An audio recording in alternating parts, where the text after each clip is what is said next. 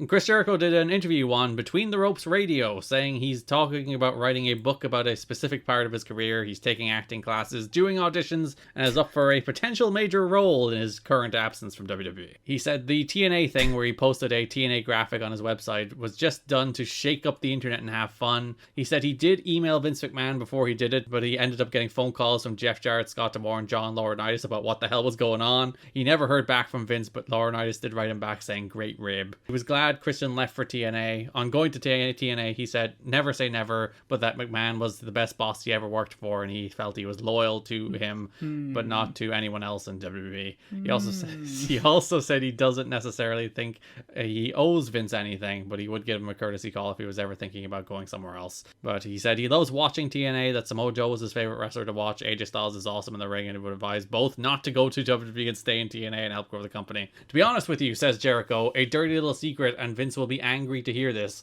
I actually watch TNA a little bit more than WWE now. Should go, Jericho. Honestly, with his pal Christian there, I'm sure he's buddies with D'Amore based on Canadians.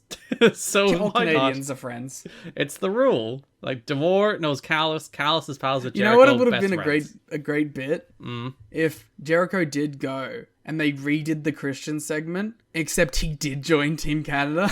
Him as like the front man of Team Canada would have been great. I wonder, do you think that would have been like gangbuster for TNA? I don't know. Like, Jericho is a Christian tier guy in 2005.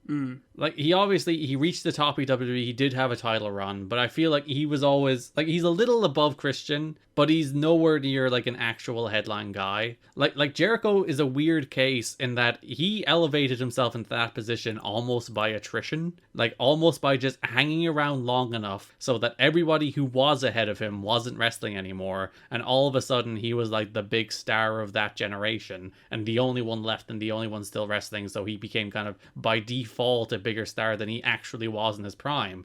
Because like most of his WWE run, there was like 5+ guys in front of him in terms of like featured acts. I mean, like, it's still Jericho. It would have been like another giant star. Yeah, if you're to say like him or Foley at this stage, I think Foley's a bigger deal than Jericho. Yeah.